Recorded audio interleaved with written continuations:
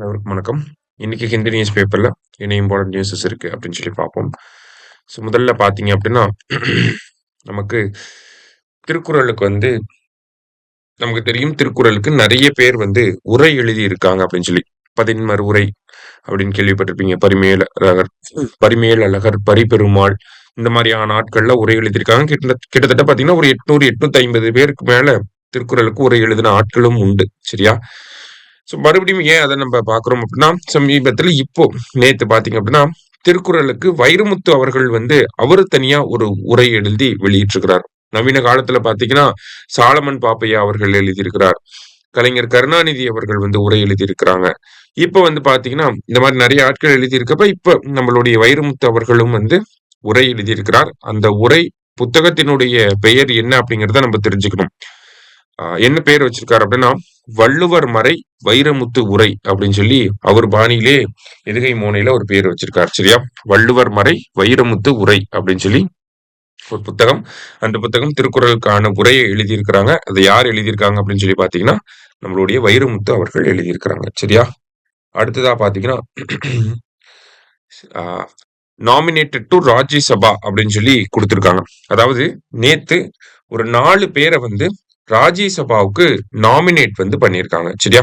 யார் அந்த 4 பேர் அப்படின்னு சொல்லி பாத்தீங்கன்னா ஹர்ஷ்வர்தன் ஸ்ரிங்லா, உஜ்வல் நிகம், அடுத்ததா சதானந்தன், அடுத்தது மீனாட்சி அப்படிங்கிற இவங்க. சரியா? இந்த 4 பேரை தான் என்ன பண்ணிருக்காங்க, நம்மளுடைய ராஜ்யசபாவுக்கு நாமினேட் பண்ணிருக்காங்க. பொதுவா நமக்கு தெரியும் ராஜ்யசபா அப்படின்னா 12 பேரை நாமினேட் பண்ணுவாங்க அப்படின்னு சொல்லி, இல்லையா? ஸோ 12 பேர்ல இப்ப ஒரு 4 பேரை நாமினேட் பண்ணிருக்காங்க. ஆல்ரெடி இந்த வேகன்சி ஃபில் பண்ணிருக்காங்க. அவ்வளவுதான். சரியா? ஸோ ராஜ்யசபாவில் நாமினேஷன் அப்படிங்கிறப்ப நம்ம கான்ஸ்டிடியூஷனல் பேக்ரவுண்ட் படி பார்க்குறப்ப nomination of members from Rajya Sabha அப்படிங்கிறத நம்ம சோர்சஸ் ஆஃப் த கான்ஸ்டிடியூஷன்ல படிச்சிருப்போம். ஓகேங்களா? அரசியலமைப்புல இருக்கக்கூடிய முக்கியமான அம்சங்கள் எந்தெந்த அரசியலமைப்புல இருந்து எடுக்கப்பட்டிருக்கு அப்படிங்கிற ஒரு விஷயத்த படிக்கிறப்ப ராஜ்யசபாவில் நியமன உறுப்பினர்கள் அப்படிங்கிற ஒரு விஷயத்த நம்ம எங்க இருந்து எடுத்திருப்போம்னா ஐரிஷ் கான்ஸ்டிடியூஷன்ல இருந்து எடுத்திருப்போம். ஓகேங்களா? நாமினேஷன் ஆஃப் மெம்பர்ஸ் டு ராஜ்யசபானா Irish constitution, election of members to Rajya Sabha அப்படின்னா சவுத் ஆப்பிரிக்கன் கான்ஸ்டிடியூஷன் வரும், இல்லையா? ஸோ ஐரிஷ் கான்ஸ்டிடியூஷன் இங்க. அடுத்ததா வேற என்ன கான்ஸ்டிடியூஷன் வைஸ் நம்ம தெரிஞ்சுக்கணும் அப்படின்னா எந்த ஆர்டிகலுக்கு கீழே நியமனம் செஞ்சிருக்காங்க. ஃபர்ஸ்ட் நியமனம் செஞ்சது பிரசிடென்ட் நமக்கு தெரியும்.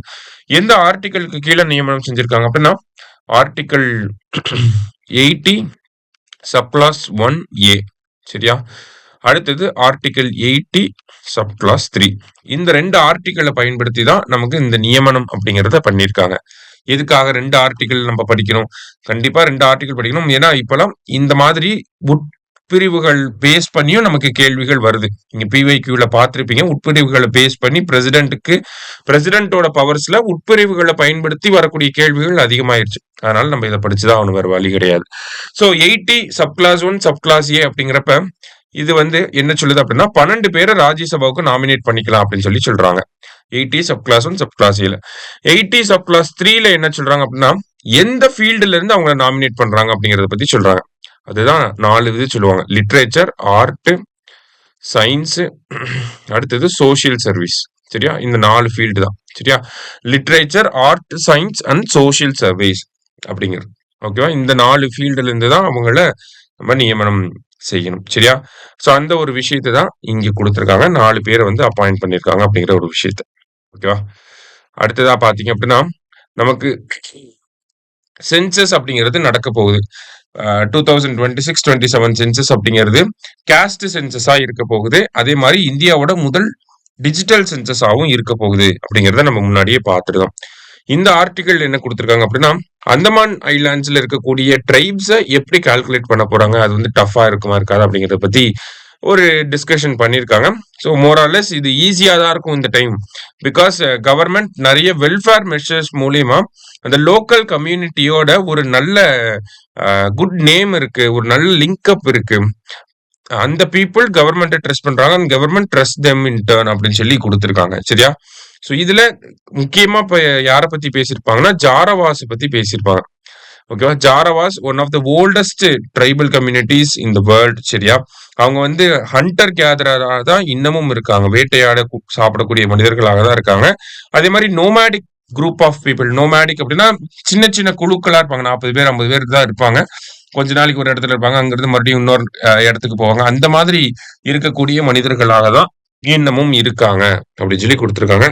அத தாண்டி பார்த்தீங்க அப்படின்னா, அந்தமான் நிக்கோபார்ல நமக்கு அந்தமானிஸ், நிக்கோபாரிஸ், ஷோம்பென், ஓங்கே, சென்டினலீஸ் இந்த மாதிரியான ட்ரைபல் குரூப்ஸ் வந்து இருக்காங்க. இதுல அந்தமானிஸ தவிர மீதி எல்லாருமே பாத்தீங்கன்னா பர்டிகுலர்லி வல்னரபிள் ட்ரைபல் குரூப் அப்படின்னு சொல்லி நமக்கு கொடுத்திருக்காங்க.